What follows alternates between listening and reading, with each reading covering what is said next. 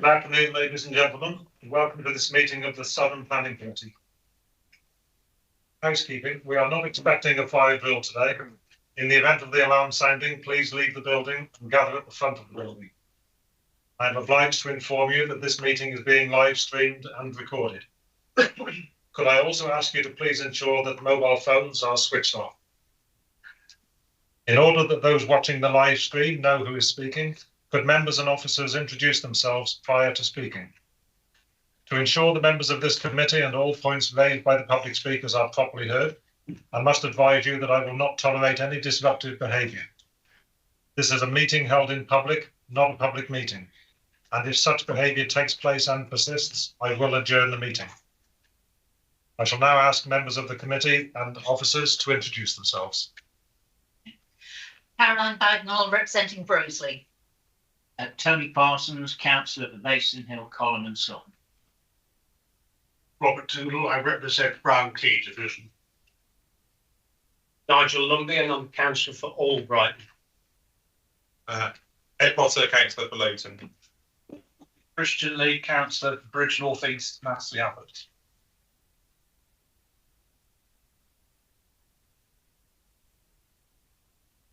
Gemma Lawley, Development and Highways Manager. Emma Green, Principal Enforcement Officer. Tabitha Liff, Planning and Development Services Manager. Sarah Jones, Senior Planning Officer. Louise Evans, Principal Planning Officer. Claire Wells, Severn Valley. Charlotte Morrison, South Area Development Manager.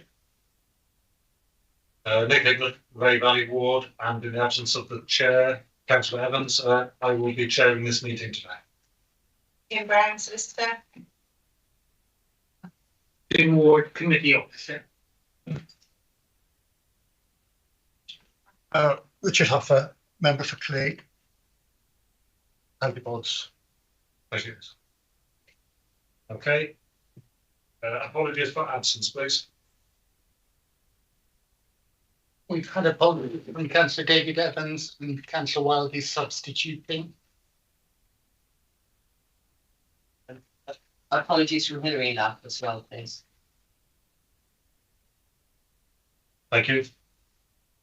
Item 2 on the agenda is minutes. To confirm minutes from the meeting held on 16th of April 2024. But I have a proposer. Thank you, Councillor Zimble, and seconder, Councillor Parsons. All those in favour? Thank you. Item 3, public questions. No public questions, Chair. Thank you. Item 4, disclosable pecuniary interests. Any members have any interest to declare? Beaufort, local member for the House. Local member for All Brighton, so item 5, I think it is. I should be saying a bit and then leaving the room. Okay, thank you. Everybody else okay? Okay, move on to item 5 on the agenda, proposed residential development land east of Shore Lane, All Brighton, and for the planning officer to give the report. Thank you. This outline application refers to the final portion of land in the current allocation identified in the adopted development plan for residential development identified as ALB 002. The application seeks permission for the principle of residential development and includes the access only as matter for consideration at this stage. As can be seen on the drawing, next slide please.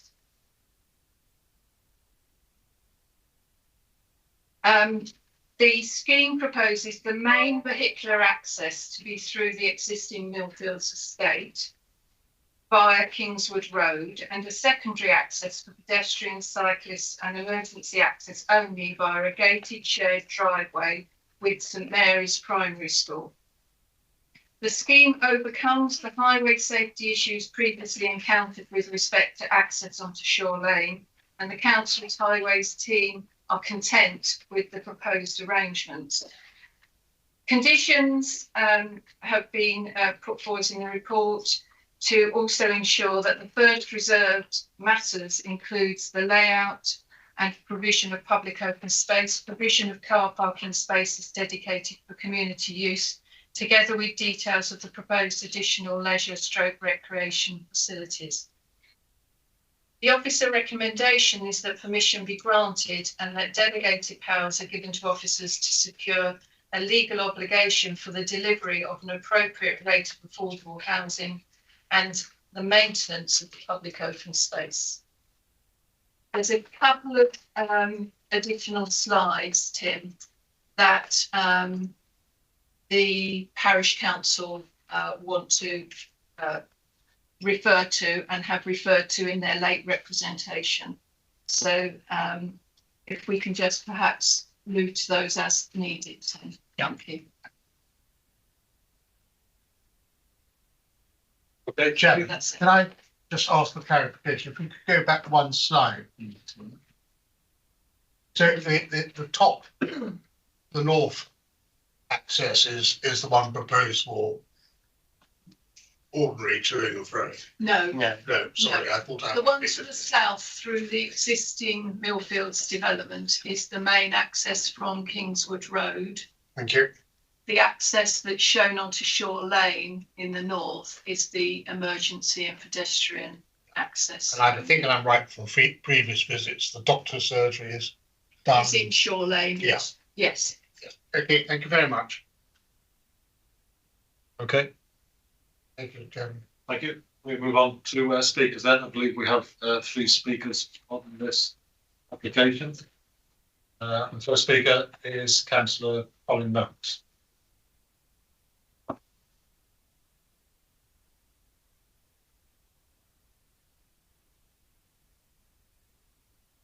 The right-hand button on the microphone, and you have 3 minutes. Hello, I'm Colin Noakes. I'm the chair of Albrighton Parish Council. Albrighton Parish Council does not object in principle to this site being brought forward for development, which is the final phase in a 4-phase residential development. However, additional housing obviously puts pressure on the village's infrastructure. Parking in Albrighton, probably like other villages in Shropshire, is at a premium and is causing huge problems for residents and businesses alike. You will note from the 2011 plan, which APC sent in as a late representation, the site is immediately adjacent to the train station, St Mary's School, and there is also a busy doctor's surgery in very close proximity. Consequently, on-street parking around the station and the school is already heavily used, particularly at school car-park and pick-up times. This has been made worse by network charging for parking on the station car park, which has resulted in commuters preferring to use on-street parking. Further additional housing will exacerbate this problem. The site now offers the opportunity to alleviate some of the parking issues. Members will see from the 2011 drawing that Albrighton residents were promised an area for additional station and school parking shown in the top left-hand corner of the site. However, the indicative plan produced by the developers shows provision for only 6 parking spaces. This is nowhere near the level of additional parking required. Albrighton Parish Council were of the understanding when the SAMDEV policy was agreed there would be a provision for a 20-space car park. To ensure the committee, if this 20-space car park was provided, Albrighton Parish Council are willing to take ownership of the car park and be responsible for its maintenance and upkeep, with no additional cost to the developer or Shropshire Council. A 20-space car park will not only benefit commuters and parents dropping off their children, but also be utilised as parking at weekends for people using the sports pitch, which is shown in the indicative plan. Next one, I think. The bottom right in the middle there. I would ask the committee to consider either imposing a planning condition or formal legal agreement that secures a 20-space car park for the people of Albrighton. Thank you. Thank you. Any questions for that speaker? Or leave the chair now. Okay, thank you very much. And our next speaker is Councillor Nigel Monk. Thank you. Nigel, you have 5 minutes, as you know. Members, I actually agree with this application. It's in the local plan and can be managed in the overall expansion of our village. I support not having a vehicle access at Shore Lane on road safety grounds and would welcome more open space in reserved matters. The 2010 indicative plan shows the larger area to be developed, equating to all 6 developments. This developer is responsible for most of those. This is my community's last chance to get amenities that they believe they were or are promised in the local plan. Once it goes to reserved matters, we've lost any say. So what did Sandev suggest? A doctor's surgery in phase 1 and 2. It never happened. A car park in phase 4. Not happening. Adult football pitch. Not happening. Sports hall. Not happening. All Brighton are feeling let down. I'm here because I'm passionate to secure a car park. You have the wording of Sandev. A car park shall be provided and explains why. Parking as a result of the railway station, school and the doctor's surgery. All Brighton has waited a long time for this issue to be addressed, and that's why you've got that indicative plan, just to show how long ago they were thinking about it. A survey. The railway car park is mostly 2/3 full. The problem is bigger than the 5 empty spaces. It was always full before charging was introduced with additional car parking on the road. Since charging, people avoid paying, more cars clog up surrounding roads. Then there's the doctor's surgery. This traffic issue came before you before. I opposed the doctors having more consulting rooms on traffic grounds, and that was the issue in Shore Lane. And I remember you probably thought, Nigel, you must be mad. Who turns down planning applications for increasing the capacity of the doctors? I was just trying to create leverage to share parking with the scouts next door. The developer tells me that Shropshire Council won't support a car park, as they would have to own and maintain it, so it's not going to happen. You will hear, so you've heard from the parish council that you have accepted the proposal from the developer to build a car park, then transfer ownership and responsibility without fee to the parish. This has got bogged down with the developer trying to attach strings. The developers have said that they would offset the loss of open space because of the car park with an underground attenuation pond. This is exactly what they did on phase 3 when burying the pond provided an open grass area above, and it really worked well.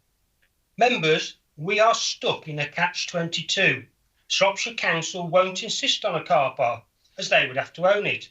APC, the council, parish, are willing to take it over, but the developer can't offer it, as it may be seen as an inducement for planning consent. The developer has admitted in part that they have a responsibility for a car park, as they've offered 6 parking spaces off the road. These aren't practical. These in no way meet our vision of some railway users parking there and parents using it as a safe drop-off and pick-up area for the school. The 5 spare spaces in the school are restricted to staff, and whilst predating me as a governor, were part of a goodwill over the construction access for the developer. Is there a condition or reserved matter that can be sorted? Secondly, had an access issue, and it's referred to in 6.5.3 in the officer's report. I've liaised with the developer to offset the adult pitch requirement on site by providing access in the top of St Mary's School to open the large junior pitch for wider community use. The developer has agreed in principle, verbally, to extend and widen one of the small roads down to the school boundary to allow access, but it doesn't appear on the indicative drawing. Again, verbally, in my capacity as school governor, the developers have suggested they could provide materials, and under a community payback scheme, their staff could build changing room with a toilet block. These facilities could be used by the school, or Brighton Junior Football Club, who are very keen to use it, and hopefully other community use. If it all comes off, these young footballers and their parents will need somewhere to park over a weekend, minimise the usual on-street parking mayhem on the estate. Oh, they could park on the car park, because that's not used at the weekend. So as a committee members, I ask that you formalise the access to the school grounds in the condition if possible. Thirdly, and it's only a small but important issue, The indicative plans for this application show interconnectivity from the Milford phases and the now Wayne development, which is going to be to the east. Boningale Homes, that access would be via phase 2. Can you Wrap up, please? Yeah. and Wayne developers through phase 4. They don't match. It's imperative there's a second way in and out of the estate to phase 4 due to its cumulative size. Okay, thank you. Okay, thank you. Our third speaker is Mr. Doug Moulton. Who is the agent? Thank you. Yeah, afternoon. Yeah, I'm the planning agent for the application. Thank you. It's the right hand one. And you have 3 minutes. Thank you. Thank you. The application being determined today is outlined with only the access included. All other matters such as layout, scale, landscape and appearance are not under consideration. The principle of the site being suitable for new homes is established through the local plan allocation. The access arrangements have already been outlined, with the vehicular access being from Kings Road and Shore Lane being for emergency pedestrian to address the planning history for the site. So this now unlocks the remaining part of this site of the allocation for new homes. We understand that parking is a key issue for local residents, and the policy actually states that additional parking should be provided in the vicinity of the railway station. The submitted transport assessment carefully considered car parking and confirmed, as being said today, that station car parking was underutilised as people having to pay, and then it's being displaced on streets where it's free. The application provides exclusive school staff parking to remove overspill parking that's currently on Shore Lane. So this will release pressure on Shore Lane and help address issues around school drop-off and collection times. In addition, 6 parking spaces will be provided for general community use, including railway users. This will be secured by a planning condition, and the council's planning policy team have confirmed through their consultation response this meets the provision of the local plan policy. Though site layout does not form part of this outline application, condition 20 will ensure compliance with policy MD2 open space. It should also be noted that the development is expected to generate around £500,000 in SIL payment, with 15% directed directly to the parish council. SIL is levied to pay for infrastructure improvements, including leisure facilities. Indeed, this is being done at Condover Village Sports Ground to deliver a new pavilion and changing rooms, as identified in the annual infrastructure funding statement in December this year. The emerging local plan at paragraph 5.13 sets out it is envisaged that SIL monies will be used to provide new sports facilities on land adjacent to the application site. Accordingly, SIL receipts should be allocated to deliver leisure facilities such as an adult football pitch within the adjacent expansion land in the emerging local plan. The development will deliver a range of housing types and sizes, including bungalows, 15% affordable housing, which will be secured for a Section 106 agreement. All statutory consultees support the application, with conditions applied where necessary that the applicant is willing to agree. We have worked collaboratively with the council's planning team, and this detailed work will be carried forward into the reserved matters application stage to continue to work up the layout. The application has addressed all material planning considerations, and therefore we respectfully request councillors support the officer recommendation and the application to deliver and approve the application to deliver up to 90 new homes on the allocated housing site. Thank you very much. Perfect timing. Thank you. Thank you. Councillor Tindall. Yes. Sorry, to what extent are you hoping or are you prepared to satisfy Councillor Lumley's concerns about station parking, amongst other things? I mean, I think within this outline application, we've set out what we think is a reasonable amount of parking for the community. This has been agreed with the policy team and the local highways authority. But as to doing anything more than that, I can't speak for Boningale Homes because I'm the planning agent for this application. Right. Thank you. Okay, thank you. Anybody else with questions? Okay, thank you. Councillor Wild, want to say something? Yeah, I just I'm not quite sure, so maybe this is a question for one of the officers. whichever way. Yeah. I understand the bit about, this is an outline application just for the access. I get that. But Councillor Lumbey wants the additional car parking, which will come forward in the detail bit. So is there a way, because it's been said there's a willingness to provide this car parking, is there a way in which we can ask for the car parking to be part of the next, of the detailed, there must be some way that we can get that put in there. Yeah, there is a condition that's in the report, condition 10, which talks about, actually, there's an update. It was my maths. It's 11 standard parking spaces. So that would be arguably the 5 for the school at staff parking, and then 6 within the scheme for community parking. So what you're saying is they're providing car parking spaces for the school? For school staff. 5 And training. And then plus 6, it's 11 in total. It's 11.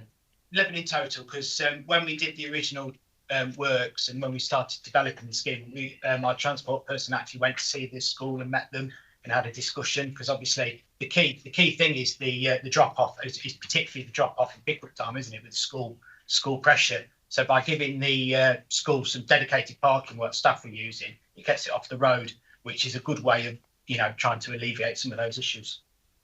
Okay, because I think the other issue, and I don't think that there's going to be no solution about it here, but because of the way that the government do, lay down the rules in the planning documents in the NPPPF, of course, on a lot of these sites, there's only parking for, is it 1.5 cars? And not many visiting people's spaces. And just looking at the site here, the site is quite constrained. I don't see any visitor parking anywhere. I mean, to be honest with you, the detail of the car parking perhaps would be within the reserve matter stage. And as when we were working up the through the application process, because it did include layout to start off with, and because we were proposing 2 car parking spaces per dwelling, so that's more than your 1.5. So that was the aim. But obviously, because we were speaking to the planning officers and having quite a detailed conversation, we said, you know what, we've got to do a reserve matters application here. So it'd be better to remove it from this application, determine it with the access now, and then we could do a more holistic approach to the layout as part of the reserve matters application. And obviously, it gets it off the case officer's desk. Okay, so you shouldn't be answering questions, sorry. So I need to ask. So can I just ask the planning officer another question? So from what's been said, there was an offer of 2 car parking spaces per house, which is really important. Would that, if we had 2 parking spaces per house instead of 1.5, and then we had the 11 extra spaces, would that be possible to tie all that into the detail? As opposed to the 1.5?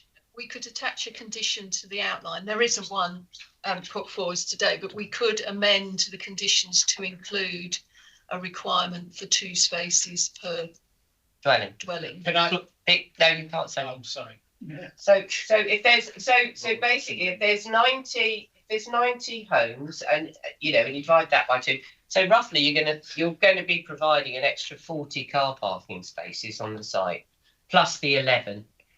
If I can just stop the discussion there, because I would like I know the speaker's finished now. Nobody else has any questions relevant to what the speaker has said. I would like to get onto the debate and then we can ask these questions of the planning officer. Oh, okay, yeah. If that's okay. Yeah.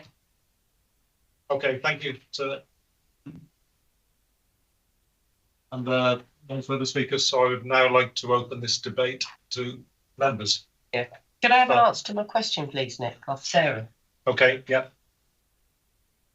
The issue with parking will be obviously the application, the description is up to 90 dwellings. Doesn't mean that there will necessarily be 90 dwellings. That will be subject to the reserve matters. So we would have to condition it very carefully to ensure that we weren't being unreasonable with the amount of parking required, because we haven't got any parking standards as an authority. Okay, but as I understand it, there have been discussions about 2 car parking spaces, plus the 4 for the school, plus the 5 visiting, that's 11. So that is a considerable extra amount of car parking on the estate. Yeah. The original application as submitted included layout as well as access.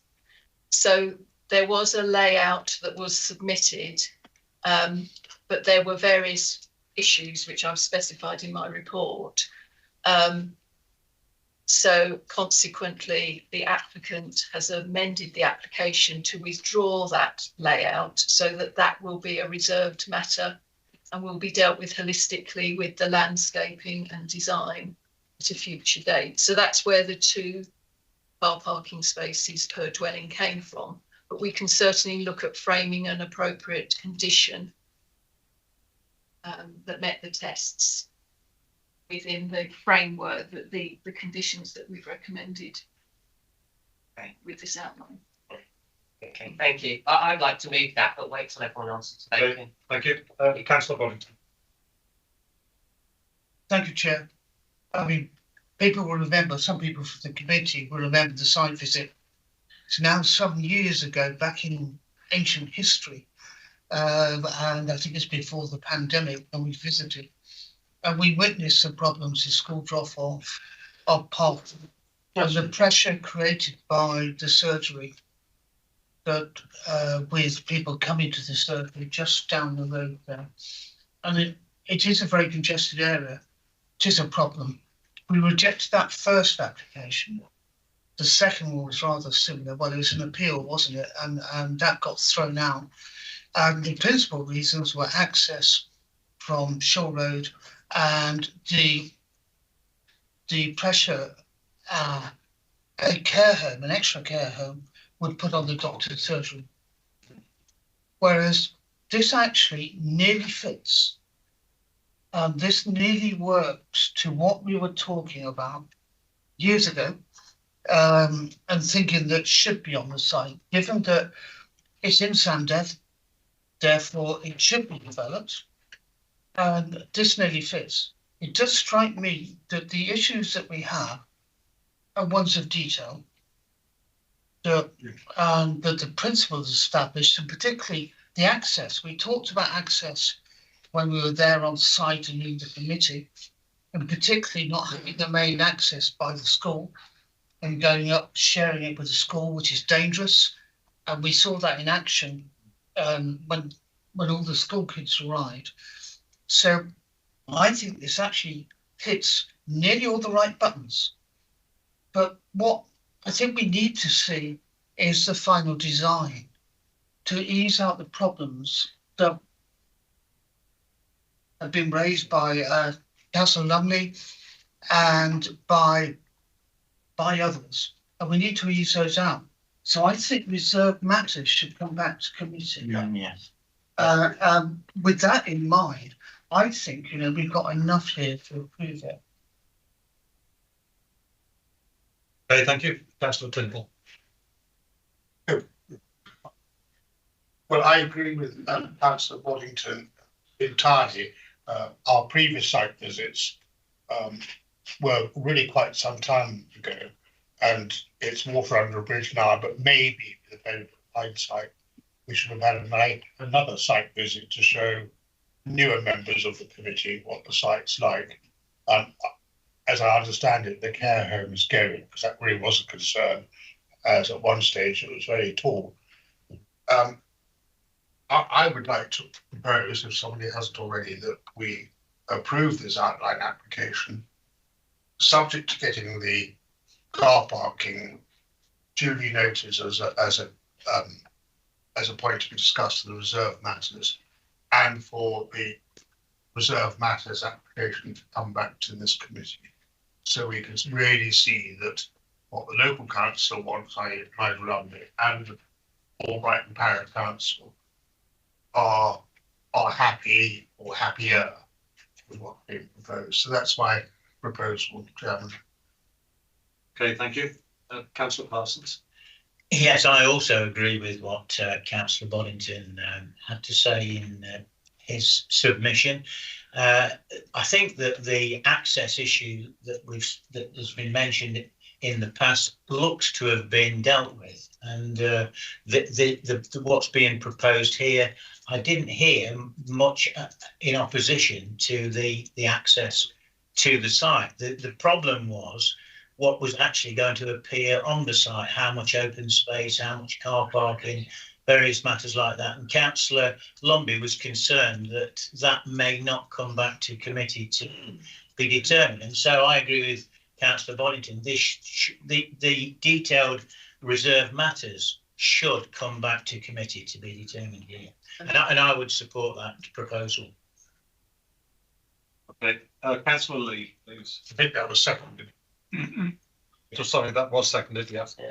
Yeah, I've got concerns about the amount of car parking provision suggested. I don't personally think 11 spaces is enough. I would like to see 20 spaces on a future application. I know, you know, if there's not enough car parking provided, then it's going to overspill onto local residents' roads, which really gets local residents' backs up. I've got a situation in Bridge North down on the riverside where there's a playing field where football games take place at the weekend, and through lack of parking provision, people do park on neighbouring residential roads. It really causes issues for the local residents. So I too would like to see reserve matters come back to this committee with additional parking provided. Okay, and we've had a proposer and a seconder, and I'm going to bring in Councillor Wilde, and then we'll go to the vote. Yeah. I just wanted to, you know, when the reserve matters come back, I asked the planning, Sarah earlier, planning officer, you know, whether it could include the 2 parking spaces per house as opposed to the 1.5. So I think in an area like this, if everyone who lives there can actually park at home, that's great. But if they can't all park at home, they're going to park on the road, and that's going to add to all the other stuff. And invariably, if you have a free car park, it will be full.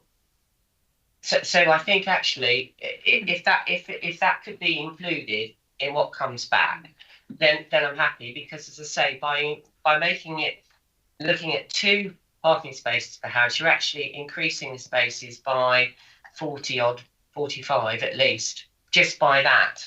And you know, and if you make better for them, that's going to be reflected in less parking on the streets and more spaces. So I'm happy to go along as long as that's part of it. Gemma. Just in consideration of the level of parking as part of the reserve matters application, from a highway point of view, we would look at that anyway, and we would be looking for a minimum requirement of 2 spaces per dwelling. You know, depending on the height, the only relaxation on that would be they come forward with affordable housing and they demonstrate that actually 2 parking spaces isn't required. But generally, as a rule, we would be looking for 2 spaces anyway. So. Okay. Okay, thank you, Gemma. We'll go back to the proposal now, please, to just state exactly what the proposal is, and can I make sure that it does include delegated authority to officers to secure a Section 106 agreement? Absolutely. Thank you. Do I need to repeat what I proposed? Would you like it repeated? You want me to? Yes. Is that a yes? Just to clarify, Councillor, Just to clarify. in accordance with the recommendation, Sorry, yes. as in the report. As in the report, with the proviso that it comes back to, the reserve matters comes back to committee. Yeah, I think that's separate to the decision, isn't it? Oh, is it? So we can administratively bring it back to committee. It's not the decision on the applications as such. No, I think we can include it on. Yeah, yes. It's in the minute. It'd be minuted. Yeah. Normally, Normally include it. Yeah. I'm order, if I may, that in the past, we've always made it a part of the approval that it comes back to committee for reserve matters, and it's not just a matter of minuting. Okay. Yeah. Yeah, so my understanding is that it will be included in the proposal then. Okay, so if everyone's happy with that, we'll take it. And you're happy to second that? Yes, I'll second that, yes. Thank We've you. got a proposal and a seconder to grant permission in accordance with the recommendation and provide delegated authority to officers to secure a Section 106 agreement as described in the report and any necessary conditions, and for reserved matters to be brought back to committee. Okay, so if you can indicate whether you're voting for or against, please. Caroline Bagnall? For. Andy Boddington? For. Richard Huffer? For. Richard Blumley? For. Tony Parson? For. Eric Potter? For. Robert Tyndall? For. Nick Hignett? For. And Claire Wand? Oh, she's gone out for whatever. I mean, you know, a few minutes to vote. That's fine. I think we're all on the same page. Okay, so that's 8 members for. Households. Thank you. Yeah. Give it 2 minutes while we get councillor Lumley back in. Maybe 1 minute.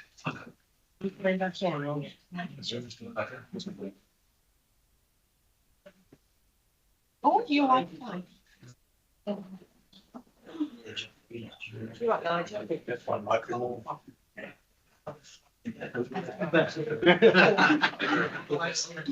Yeah. What?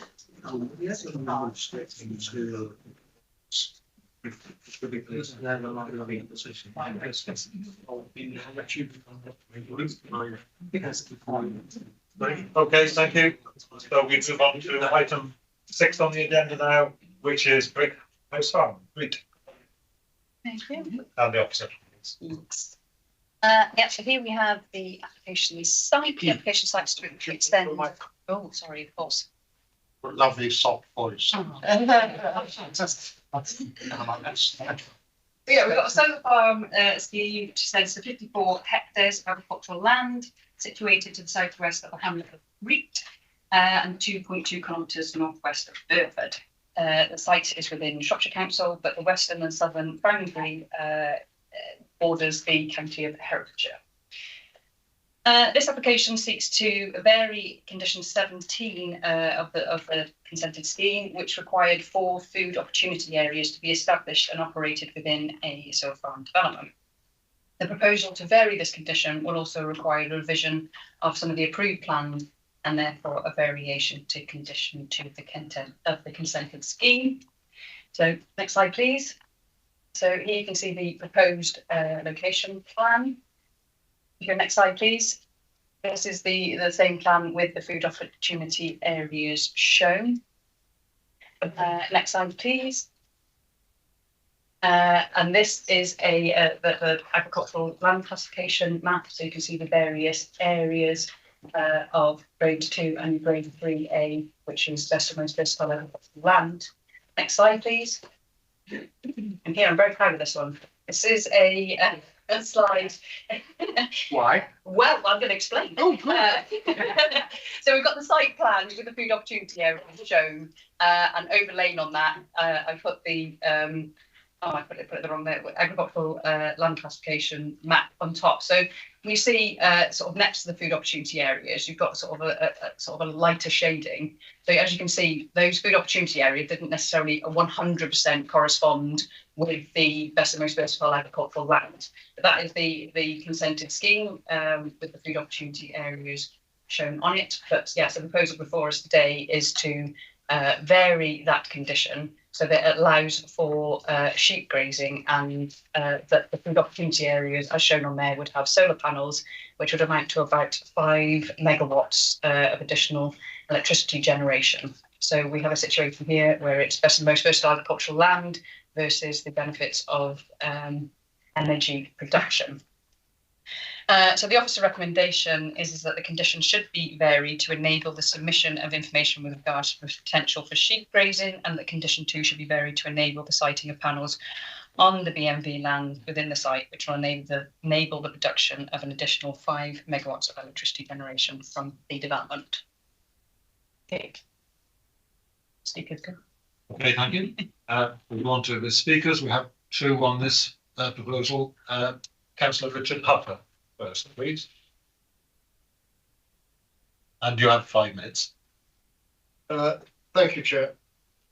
Solar farms. Just to make it clear that the industry does take note of what happens in this chamber in relation to solar and the decisions we make. And refers to Warwick Barrington. I'll leave this there to. I've seen it, yeah. You've seen it. You've seen it.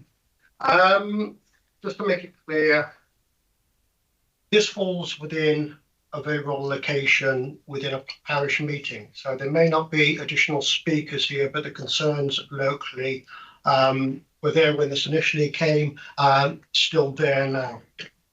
I think I'm going to start off. Nigel's just drawn it to Mike because he's got our officers and members are aware of the latest ministerial statement in relation to solar and food security, dated 15th of May. Obviously, officers. I don't know who wrote up the recommendation, and I've got no problem with officers. This sort of predates that and may have a bearing on which overrides which. I think it's for the committee to look at. I'll leave this behind. I'm sure, and I know Councillor Bonington has got the text as well, and maybe wish to highlight part of that. So I'll leave that with officers. Draw your attention to it's actually another May edition from DEFRA, UK Food Security Index 2024, issued its first release issued this month. And it's a fairly balanced statement. It's well worth reading in total, but I just pulled a short bit up. Overall assessment of UK food security. This is the summary. Taking holistic view across the indicators in the index shows a broadly stable picture as the UK comes out of a challenging period of global supply chain shocks. However, this should be seen in the context of longer-term risk from climate change. An exceptionally wet winter and spring in 2024 poses significant challenges to some domestic products.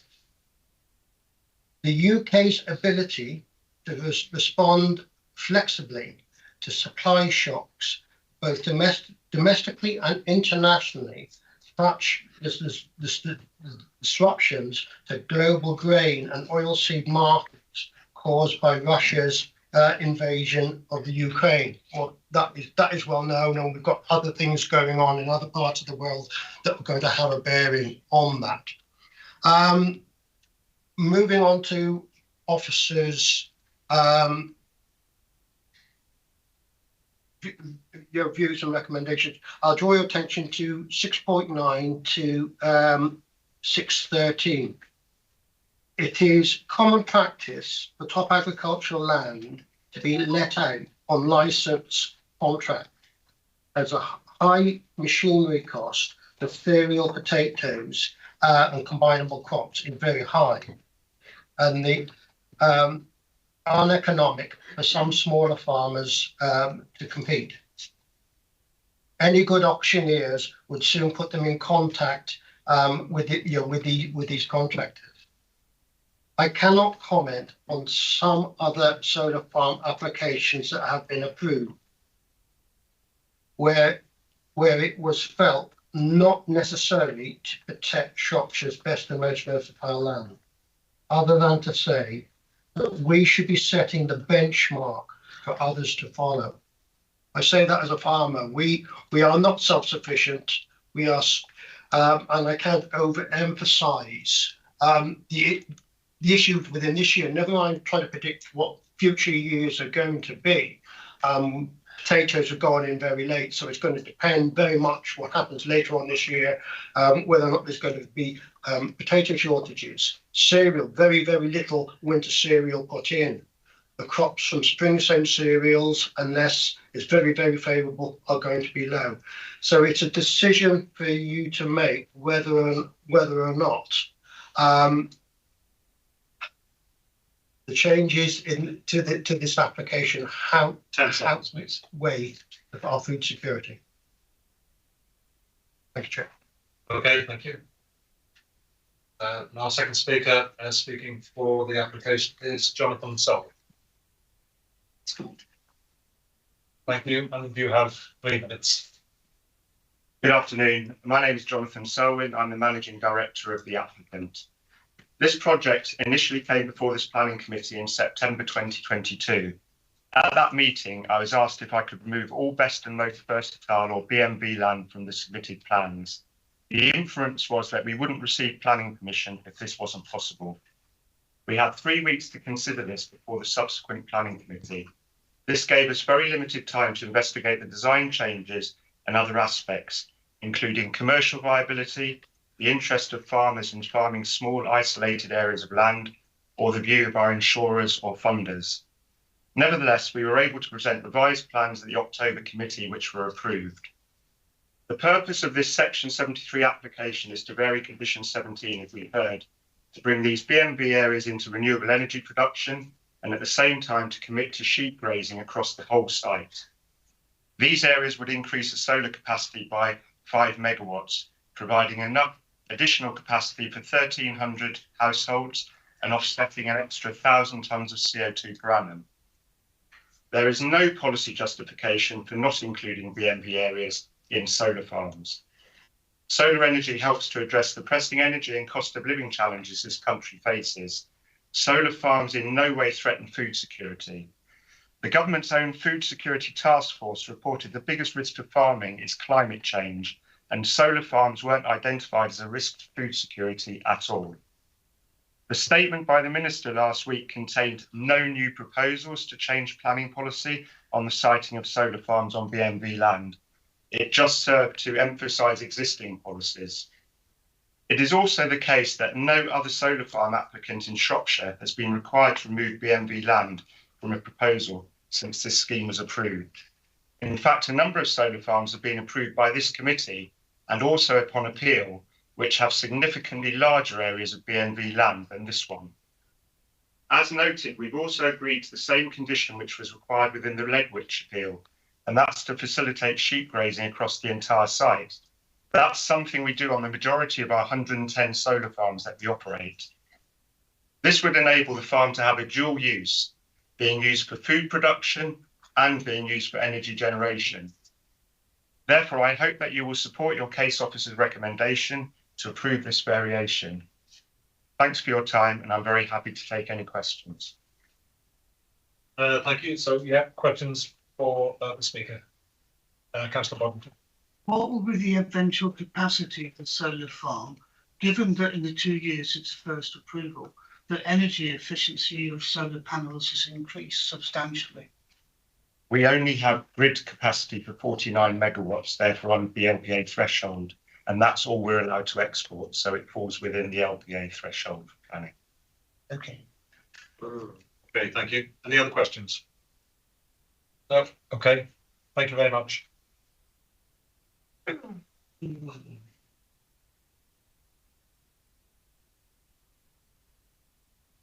So yes. Yeah, okay, planning officer, can I ask if you have any comments you want to come back with? Oh, yeah, I can do. I don't know if people want clarification of the ministerial statement. Is that, yeah? Yeah. Yeah. So yes, there was a ministerial statement that was published on the 15th of May, and like the speaker suggested there, it reinforced the national planning statements. So they're produced to deal with nationally significant infrastructure projects, so above 50 megawatts. We're very close here, but yes, that's the purpose of that. But they can also be used as a material consideration in the determination of planning applications. So in this case, that statement they're referring to was renewed, in January this year. So that was taken into account in the weighing up that was taken within the officer's report. So that has been taken into account. But yes, the statement itself reinforced that policy, which was only published. I think that's sort of reinforcing of that. So does that mean, if anybody's got any further questions about that, I'm happy to answer that in a bit more detail. Okay, thank you. Councillor Tyndall, please. Thank you, Chairman. I think this written ministerial statement has really rather confused me and perhaps others. I understand the written ministerial statement has actually got to be taken into account. Kim, am I right? It has the force anymore. Right, so what did she say? As outlined in the national policy statement, the starting position for solar PV development and taking forward nationally significant infrastructure projects is that applicants should seek to minimise impacts on the best and most versatile agricultural land, defined as lands grade 1, 2, and 3A, and preferably use land in areas of poorer quality. I'll skip the next paragraph, not because I'm cheating. This means that due weight needs to be given to the proposed use of best and most versatile land when considering whether planning consent shall be granted for solar developments. For all applicants, the highest quality agricultural land is least appropriate for solar development, and as the land grade increases, there is a greatest onus on developers to show that the use of higher quality land is necessary. Well, have we been shown that the use of grade 3A land is necessary? I will listen to my colleagues. Thank you. Thank you, Councillor Bond. Thank you, Chair. This has always challenged us. I voted against it initially, but we lost that vote. Or at least I lost that vote. The committee approved it. There has been this change or change of emphasis in planning last Wednesday. Now, when I read the article in the Times that morning, I thought, hey, that applies to Crete. And therefore, we can refuse this. It doesn't. Not at all. And this is why I asked the question about capacity.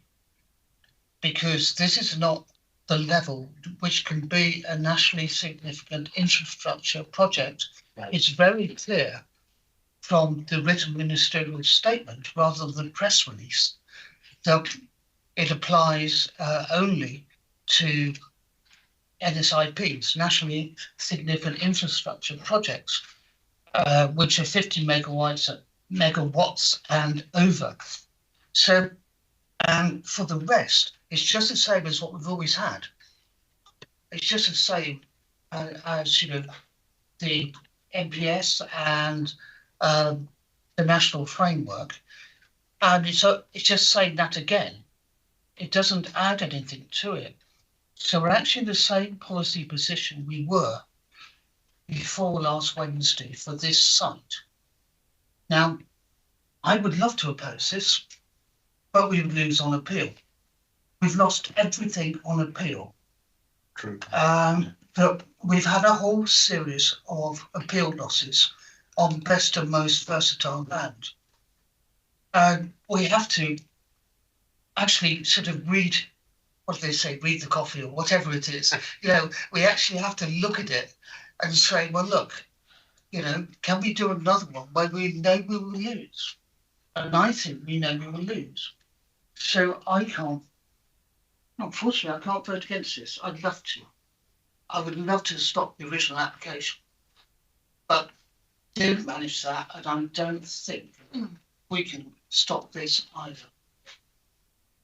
Chairman, can I quickly say that I'm very appreciative of Councillor Boddington explaining that this isn't a nationally significant infrastructure project, which is where I think the scales are back balanced. If it isn't, then the ministry still doesn't apply. If I've got that correct. Yeah, right. Let's go back to the planning officer first.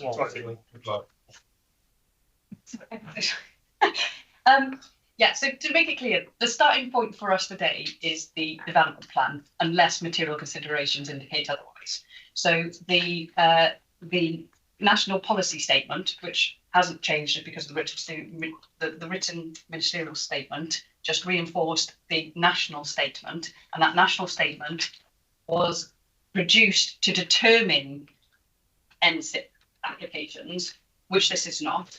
But it is still a material consideration, just like all like the MPPF. So it can be a material consideration, but to be clear, none of those documents say that we cannot, or it doesn't place an embargo on solar farms on BMV land. Yeah. What nearly all of the documents are saying is that is something that we need to be taking account of and weighing up in the balance, but it doesn't mean it's a categoric no. So does that make so? It is a material consideration. Just to make that point clear, that it is. It would be essentially the development plan if you were dealing with an NSIP application, which is this is nearly but not. So yeah, I understand, and I think what I'm trying to get at with what blessing chairman is that the minister was particularly aiming her gun, if that's the right expression, at nationally significant projects. This one isn't. So therefore we don't have to take the ministerial statement, right? But we do have to take in all those other factors that you've just raised. Okay. Anything else to say on that? Well, yeah, just that the statement itself is a material consideration, but yes, it is aiming its points towards NSIP applications, which this is not. Yeah. Well, I think I'm quite right in a funny sort of way.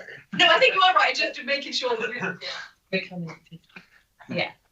So Okay, can I just follow then to those? Councillor Lumley next, and then Councillor Wilde. Councillor Lumley. Councillor Lumley doesn't agree with me, not for the very first time ever. I think when you read the statement's preamble, it talks about all solar farms, and I think you're right. It is a material consideration. This committee was quite balanced on solar farms till just after this one, and then we started to give consent to most of them, virtually eliminating best and most valued. I think this statement is trying to redress that back up, and as the planning officer said, that it should be a material consideration towards that balance when we consider it.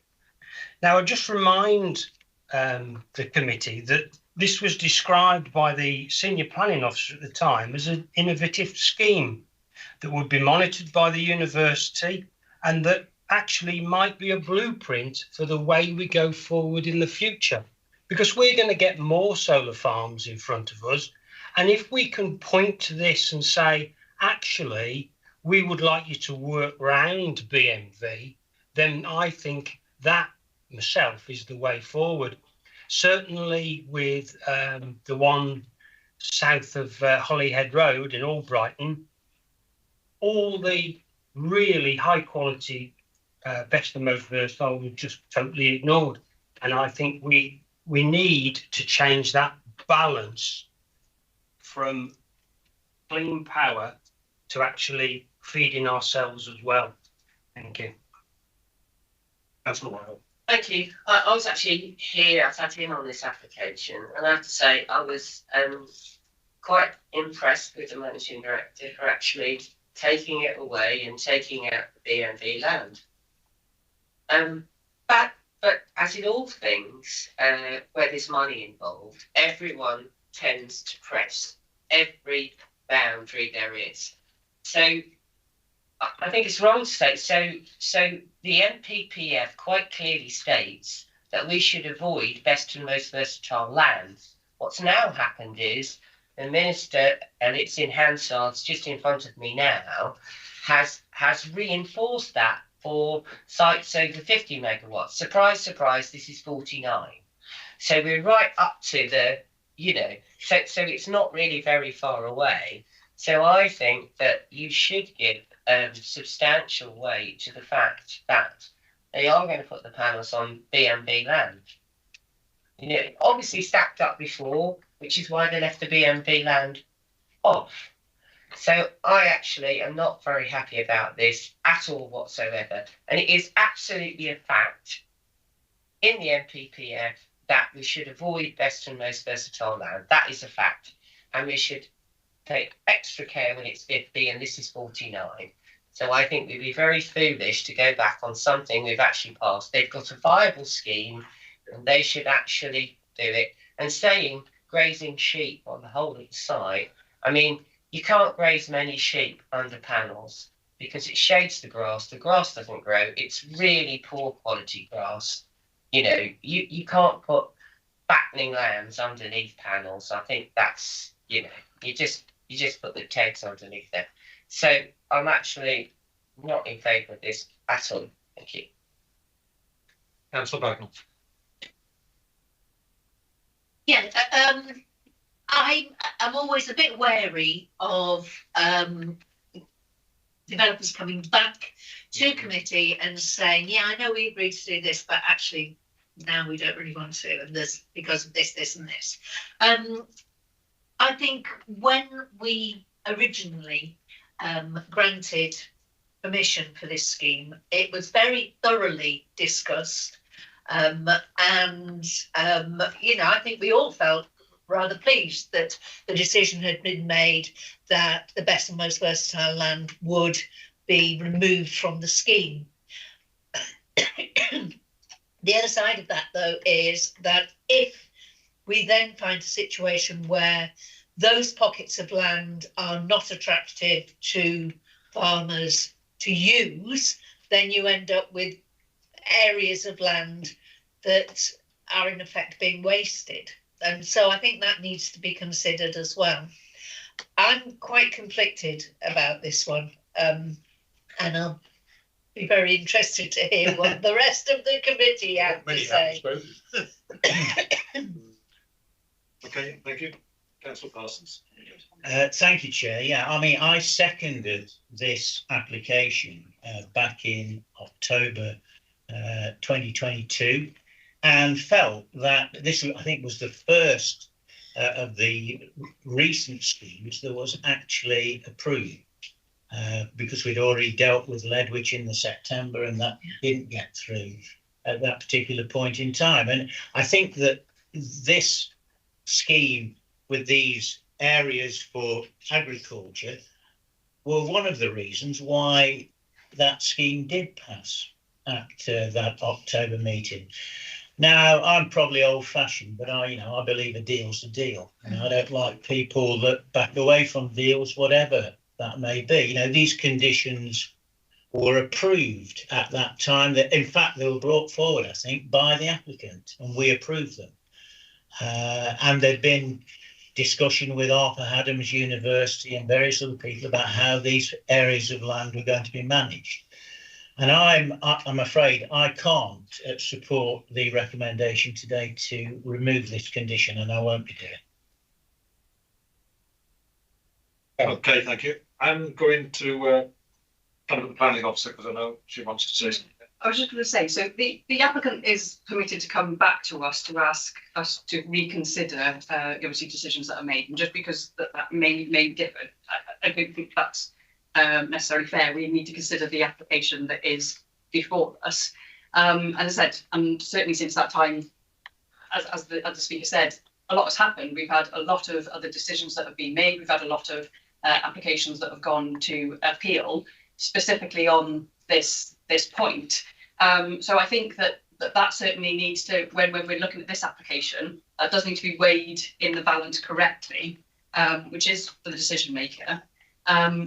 Again, just to make the point that there is these food opportunity areas within the site as it is permitted. That land is part and parcel of the solar farm, parcel of land that will be there. It is not owned by a farmer that is going to be necessarily, it's all in their responsibility in any case. So yes, whilst we have these food opportunity areas that there's no solar panels on, there's no requirement other than to satisfy the condition that they've attempted to at least have some agriculture on there. It doesn't force them to necessarily have potato crops or whatever on there. So you've got quite small parcels of land. So I think we do need to be making sure that we're thinking about the practicality of those food opportunity areas. What they are coming forward with is not necessarily that there will be nothing there. They are offering that there is sheep grazing throughout that site, and how much weight you want to give that is certainly a matter for you to weigh in the balance. But that does need to be weighed in the balance. And previously we have seen, you know, inspectors weighing this up where you have got best and most versatile agricultural land as we have here, but we have what is ultimately a temporary consent. It's a 40-year consent, so that's a significant period of time, I accept, but it is not permanent. And we have the opportunity that land will continue to be in agricultural use. Now, the inspectors, we now have, you know, certainly 3 inspectors' decisions that we can rely on, and 2 even since the national planning policy has been updated in January, that took that into account and at best gave that moderate weight. Some of them gave it no weight at all. So I think that members do need to make sure that they're taking all of that into account when they're determining this application today, because that's what, you know, we're ultimately in a position here where this condition could be, said that this decision could be challenged, and we'll be back in front of inspectors making the same points again. So I think we need to be making sure that we have justification for why we are either rejecting or approving the scheme. Thank you. I'll just say from the chair that I think this is a real balancing act for this committee to make a decision on today. We're balancing the fact of whether to put panels on best and most versatile land against having the whole site available for sheep grazing. Not being a farmer by trade, I don't know how many sheep you could safely graze on that, and what the rotation would need to be.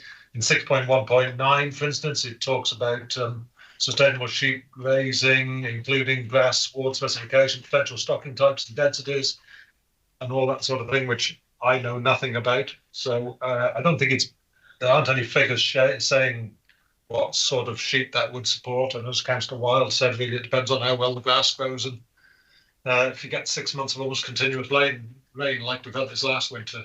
So those are just my comments from the chair. Councillor Tyndall, you wanted to come back. Thank you.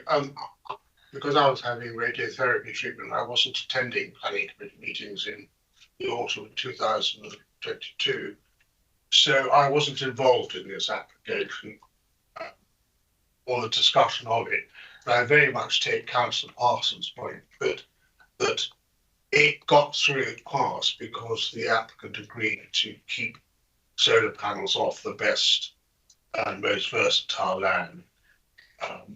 And I don't really see any harm, because I don't think any of us are being obstructive or belligerent in it having to go to appeal if that's the consequence of refusing. Planning inspectors are taking it as, you just said, a rather more gentle approach to solar farms. I know the one on the way to Telford has now succeeded on appeal, and that was an organic farm producing organic milk, but the inspector overruled that as a relevant factor. But please, let's not worry about going to appeal if that is what is going to happen, because the planning inspectors, for good or for ill, do set the sort of tone of the list, don't they? They do indicate how they will look at that thing. So that's my view. Thank you. Thank you. I'm going to go to Councillor Wilde, and then we've given us a reasonable amount of debate, I think, unless anybody else has any any proposals that they want to say. I'd like to propose that we review the application for several reasons. The one is there's been, although the applicant is working with Park Adams University, there's been no information put forward about the sheep, or actually how many sheep they will actually rear per acre. I suspect very few. And also there's been no evidence given to us about what efforts have been made to actually let the best and most versatile land to adjoining farmers to grow crops, because you could grow anything on there. And I'm sure Richard isn't here, but I'm sure Richard could grow all sorts of things on there. So I don't think we've been given enough evidence. And the fact remains, it is best and most versatile land. Okay, thank you. Tabitha, do you want to? Do I have a seconder before anybody else comes back? Seconder. Okay. Just a couple of points. On the appeals point, we should have strong reasons for refusal, and whilst we will defend appeals, we do need to be mindful. I think Louise was trying to make this point that even the appeal that we did win, it was not one on best and most versatile land. It was one on ecology. So I think we just need to be careful. It was one on best and most versatile as well. I don't think. Well, my reading of the decision, there was moderate weight. Yeah. I think there's plenty of decisions out there that Louise has referred to, and we do have to be mindful of the costs of appeal in the situation we're in, and taking forward those ones that we think we do have a reasonable chance of winning. And we've put a recommendation here that I think with the appeal decisions we've had to date, we think we would struggle to do. I see no point in the ministerial statement whatsoever then. She should have fell up and sat down. Give it through the chair, please, Councillor Parsons. Can I ask a legal question? I mean, this condition, we're not imposing this condition today. This condition was imposed in October 2022. Yeah.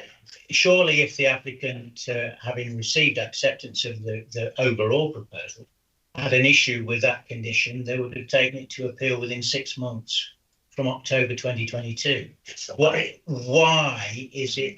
Why was that not done, if that was the position that they found themselves in? Why is it coming back now?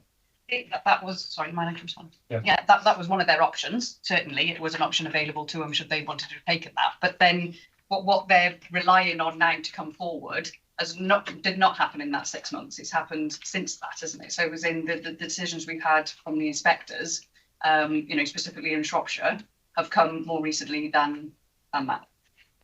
Just another anomaly. If I back a horse at 4-1, it drifts out to 6-1. I can't go back to the bookmaker and say, 6-1, please. Good point. Councillor Lumley, please. I think to strengthen the contractor officer's view, I think we ought to say that we put substantial weight in relation to the ministerial statement, in that we then thought that the balance tipped towards best and most versatile, but specifically mentioned in the ministerial statement, because then on appeal, the planning inspector has got to say why he or she thinks that the minister, I know it's relating to 50 megawatts, but having read it, that's not how I read it, because it reads as though you've got to consider it, and then it says the next sentence, oh, and for the 50 plus, you need to do X, Y, and Z. So I think this statement is meant for all. I just think that the statement doesn't fundamentally change the emphasis that's in policy. It's, as I said, it's saying best and most versatile agricultural land is a material consideration. That is a material consideration in our development plan. It's a consideration in the MPPF. It's a consideration in a number of other documents, and this being one of them. And that's what it's referring to. So in no way is it saying that everybody is saying we should be considering best and most versatile agricultural land. What I'm saying as an officer is that in that weighing balance, we have got now a number of decisions where it's saying energy production is of significant weight, whereas the best and most versatile agricultural land, because it is being lost for a temporary period and because agricultural use can still continue with sheep grazing, is at best, that so far we've had appeal decisions, is only moderate weight. So we've got significant weight against moderate weight, and therefore the significant weight has occurred. The ministerial statement hasn't changed anything. Well, you should go on to the tea room and ask comments. Thank you. Councillor Potter, please. Right, I think everyone knows where my position is on this, and I still reiterate the fact that we are an agricultural county that produces food, and there are opportunities to produce energy elsewhere. This decision was made, and I echo the thoughts about this committee, and I think there was an opportunity here to really demonstrate what could be achieved of combining food production with energy production, clean energy production, and it would be a real shame for that not to occur and set a precedent, and then we can try and work together to ensure that both food and energy security in this country can go side by side. So I think you know where I stand on this, and I understand the arguments around defending this set appeal, but we can do better at that, I'm sure. Having done it once, learned a lot. I think there's definitely things we can take away from that, and take that forward if necessary. And I still think we should stand by our principles and the county that we represent. Okay, thank you. So we have a proposer and a seconder. Are we clear what the proposal is, or do you want it?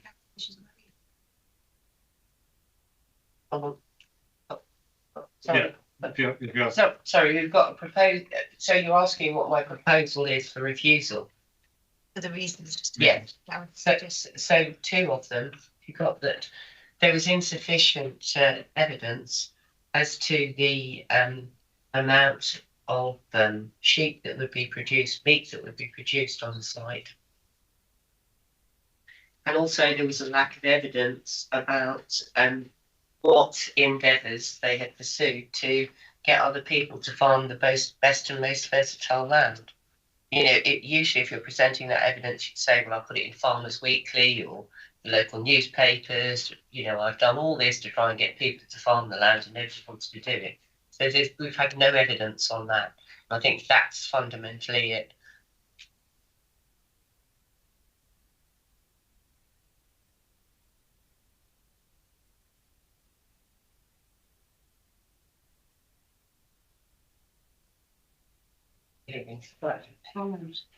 Yeah. So because of that, the balance is more best and most versatile. Yeah. That's right. Yeah, that's critical. So Nigel, who seconded me, said and that is why we should protect the best and most versatile land, as it states in the NPPF. Yeah. I think Louise wanted to make a point. Well, not necessarily a point, but as in there are potentially other options in terms of if it is a case of insufficient information is our concern here, which it does seem to be, that you know, is in that there could be an option to defer to receive that information, and I can bring that back to the next committee, you know, to inform members of their decision making if that is necessary. I think they've had 2 years to make up their mind, so I think they've had their chances. So I'm not in favour of deferring it. I stand by my reasons for refusal. Okay, then we will go to the vote. Okay, we've got a proposal and a seconder to refuse the application against officer recommendation on the basis that insufficient evidence as to the amount of sheep on site has been provided and lack of evidence of endeavours to get others to farm on the BMV land. Yeah, there's one more point. Yeah. Which Nigel just raised. That on balance, that BMV should be considered above solar production. The panel shouldn't be located on BMV land, which was the whole point of us passing it before. Exactly. They left that out. So you're saying you're attacking in the balance, you're attaching more weight to the BMV land being protected than energy production. Okay, so if you can vote, indicate whether you're voting for or against that proposal, please. You refuse the application. Caroline Bagnall? For. Andy Boddington? Against. Christian Lee? For. Nigel Lumby? For. Tony Parsons? For. Ed Potter? For. Robert Tyndall? For. Nick Hignett? Abstain. And Claire Wild. 4. That's refused. Okay, thank you. Chair, it is of the hour that I need a pee. Yes. Shall I call a 5-minute recess? I won't need as long as 5 minutes, but if others. You've got to run there and back though, haven't you? Okay, we'll recess for 5 minutes. Rest break. Thank you.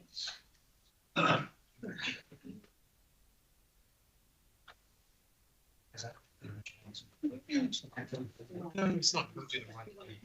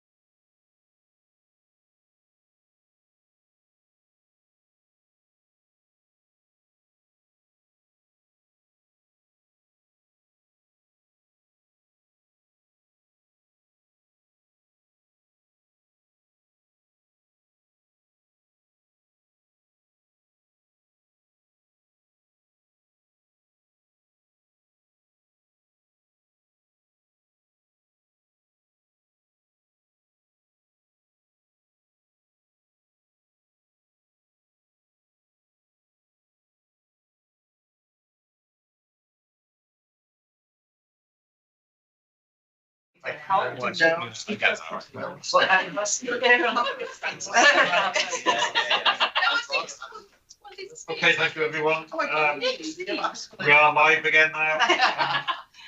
Back in the meeting, I would like to go to agenda item 7, the proposed residential dwelling south of Clearly. Thank you, planning officer. Thanks, Chair. I'll be brief with this one. So you can see the site plan there. This is an application for an open market dwelling, which officers consider to be outside a sustainable location or a development boundary. Thank you. That was good. So you do. And time to have some water. Okay, thank you. So we have 3 speakers on this. Please, first one is a statement from Ponsonby Parish Council, who are, I understand, unable to send a representative today. I believe the statement will be made out from by a member of the Parish Council, Councillor Roger Evans.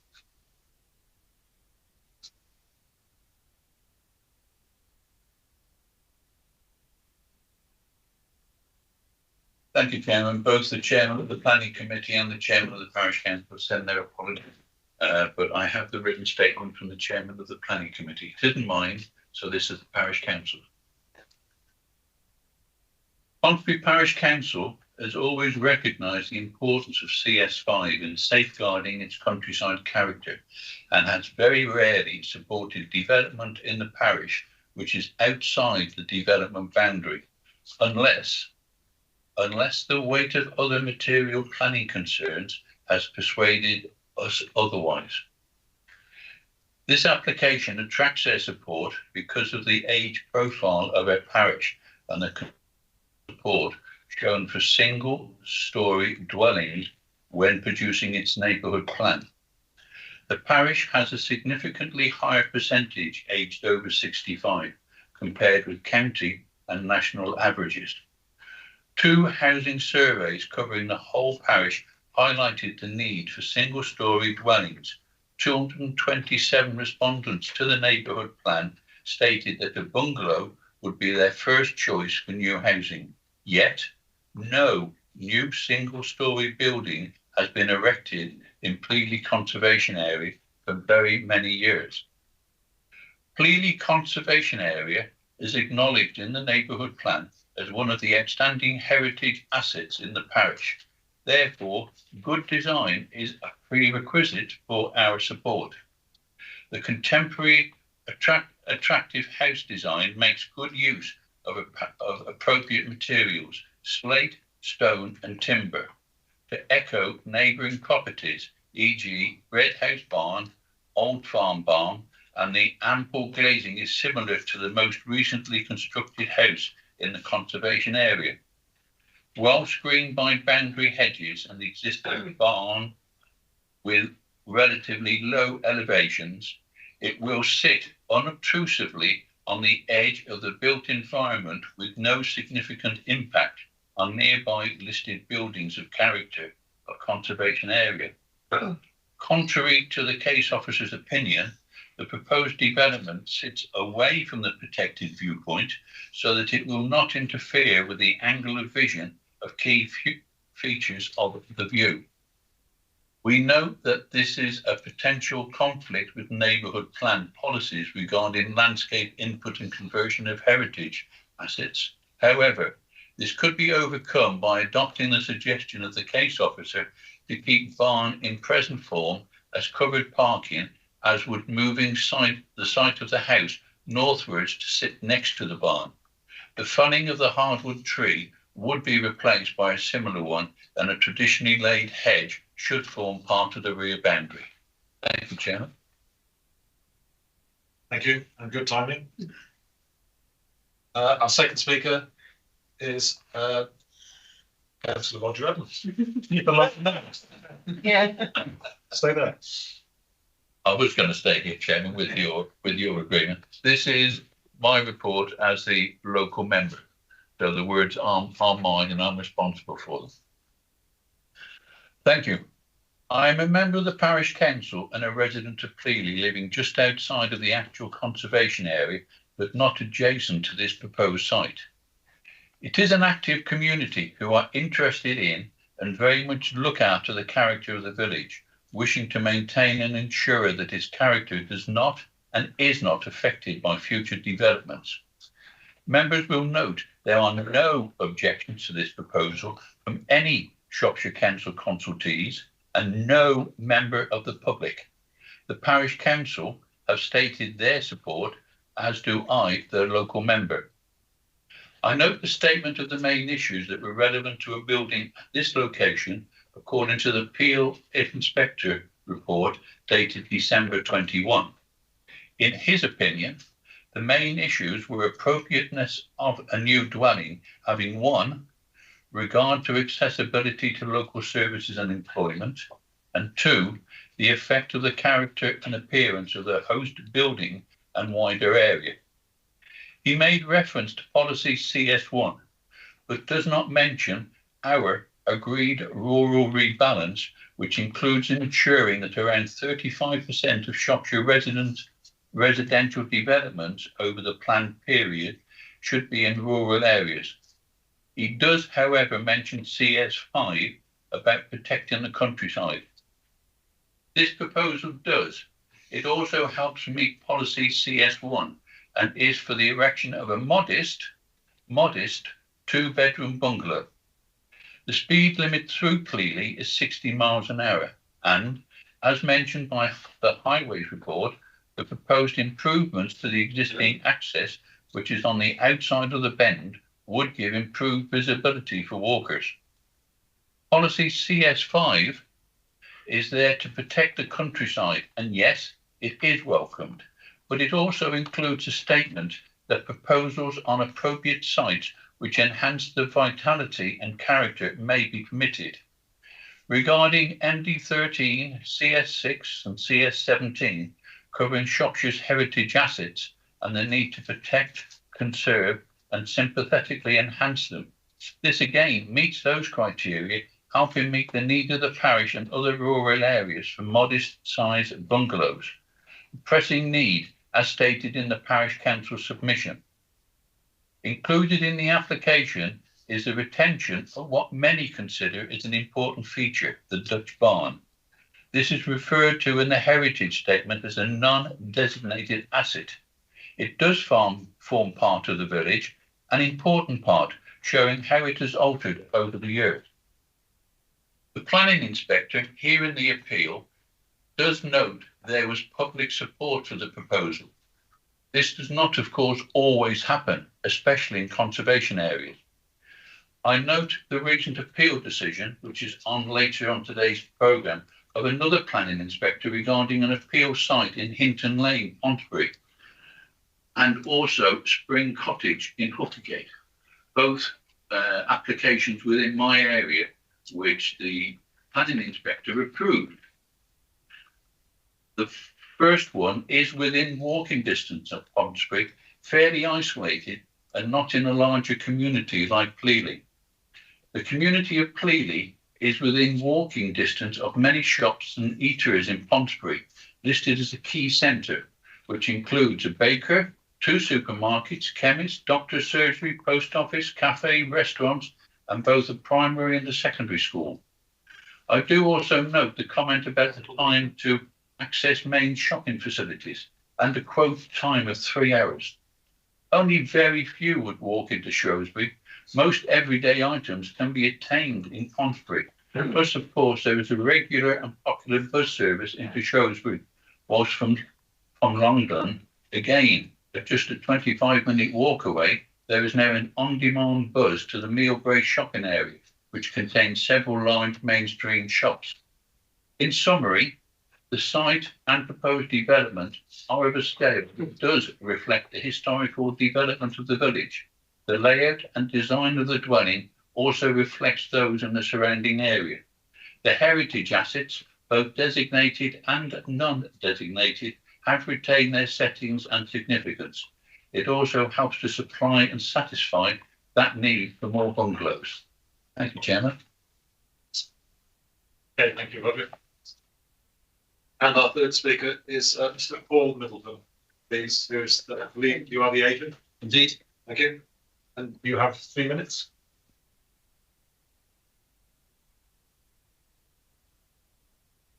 Okay, Paul Middleton, agent for Roger Parry & Partners. The application site can clearly be classed as previously developed land by virtue of the existing agricultural buildings within the farmhouse setting. The proposed dwelling has been shown on the side of the existing agricultural buildings, and its design has been influenced by them being of single-storey nature with opposing monopitched roofs and vertical boarding wall finishes.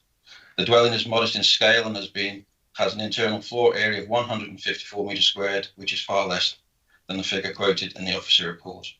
Our proposals also include the conversion of non-designated heritage asset steel Dutch barn, and this has been sensitively detailed to provide a garage and store for the proposed dwelling. The scheme has been assessed and commented on by the eminent and respected historic buildings consultant, Mr. Richard Morris. He concludes that Dutch barn is of heritage value and its retention contributes to the setting of the older farm buildings and the farmstead. He further adds that proposals for the replacement of a partly derelict shed by a new dwelling and the conversion of the Dutch barn into a garage and store are well designed and proportionate. Aesthetically, the new dwelling will clearly be an improvement on the sheds it will replace. Clearly has buildings of varied styles, and the location of the proposed new dwelling has no need to respect or reflect any buildings immediately adjacent to it. Both the contemporary style, new build and Dutch barn conversion have been positively reviewed by Karen Rolfe in consultation, who has no objections on design or heritage grounds. The settlement of Plealy does not contain services of its own, but is located a short distance from Ponsbury, where a wide range of services, facilities and public transport links are located.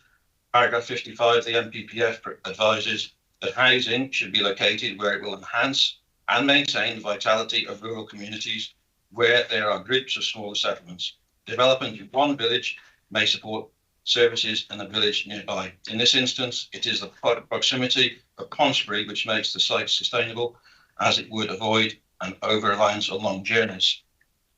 Plealy has been accepted as a sustainable settlement by Shropshire Council previously by virtue of approval of new houses, which have since constructed and added to the vitality of the village. The application has been supported by the Parish Council along with the local residents and no objections from any quarter. The existing vehicle access that serves the farmstead and adjacent dwellings has been reviewed by highway consultees and have no objection. Traffic speeds are low in Plealy and the existing access is wide enough to accommodate 2 cars, 1 entering and 1 leaving. A responsibility towards sustainable heating and power is now required, and the design evolved with this in mind. The larger monopitch roofs are southwest facing to allow for solar PV, and the adjacent field allows for ground source heating to be installed. Both of these measures will enable the dwelling to be sustainable and not reliant on fossil fuels. I'll skip down to the bottom. The proposal is considered to represent sustainable development where the benefits of the proposal outweigh any potential harm. As such, the proposal is considered to accord with the requirements of the MPPF together with policies CS66, CS17, CS18 and the core strategy, and I would respectfully ask that the committee view it positively and approve it. Okay, thank you. Any questions for the agent, please, before I pass it on to debate? No, thank you. Planning officer, do you want to come back on anything that's been said? No, you're okay. Sorry, Chairman. If you go back to the original, Yes. plan there, but I just have a better explanation. So the blue land is presumably what's in the applicant's ownership, is it? So the red land is the application site. So Yeah. that's the site directly affected by the application. The blue side is other land under the control or ownership of the applicant. So in theory, you can apply conditions to blue edge land, but it isn't part of the application site. Okay, thank you. Thank you. I'm going to open it to debate now. I would just like to say, because as I live in Podsbury and I know this area slightly, that I do feel that I understand why there were no site visits today, but I do feel this site would have benefited greatly from having a site visit because it is set back off the road, as you can see from the previous map that was up there. It's set significantly back off the road, and I would just like to make that point. Okay, thank you. So I open it to debate now. Councillor Tindall, please. Yeah, I can only echo what you just said. The lack is, I think, a major hindrance to us making the correct decision. Yeah. And I know it'll be unpopular with certain quarters, but could I propose a referral with a site visit next month? Yeah, I'll second that. Yeah. Thank you. Councillor Bagnall. Thank you. I echo what others have said about the lack of a site visit. I think we're being asked to make a decision here based on insufficient information. If we can't have a site visit, then the very least we should be getting is photographs of the area and the site and so on. So I would agree that a deferral would be appropriate in my view. Anybody else want to come forward with comments? If not, could I ask if that is a proposal? Just one comment in relation, where does the actual boundary lie in relation to site? The development boundary. Yeah. If you want to go for a start, Yeah. because it'll come back obviously. Yeah. That would have been useful. A site visit. There's no question about. We could see it in relation. You can see all that then. Yeah, I can understand that. Councillor Long. I think it's just clarity, please. Was you asked regarding the deferral or the general thing? So I've got something to say. Should we not defer? But you're happy to defer? No, I'm not happy to defer. I don't defer. Okay. There's absolutely no need. Okay. So is there anything further you want to enlarge on why there's no need to go to deferral or? No? Okay. Thank you.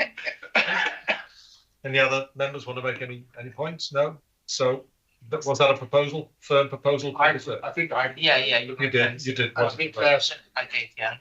Okay. And I think you thirded me. Yes, I did. Clear on the reasons for deferral? Yeah. But no one has to go on the site visits. It's just. And I think it would be We've got a beneficial. proposal and a seconder for deferring the application to enable a site visit to best determine the application. If you could indicate whether you're voting for or against Caroline Bagnall. For. Andy Boddington. For. Richard Heffer. For. Christian Lee. For. Nigel Lugby. Against. Dave Parsons. For. Ed Potter. I know the side, so against. Yeah. Robert Tindall. Nick Hignett. For. And Claire Watt. Oh. Oh, I think you don't know this. Okay, thank you. So I'll move on to item 8 on the agenda. Views and review conditions. I don't know. I know it. It's my family lives with me. I know all the lies. And they were. Okay, move on to item 9. No, that's what I'm saying. That's why Date of next meeting, next planning meeting will be 25th of June, 2024, obviously. Item 10, exclusion of press and public. Can I have a proposal and seconder, please, for exclusion? I'll propose that. Councillor Billy, yeah. Okay, thank you. Well, please. Not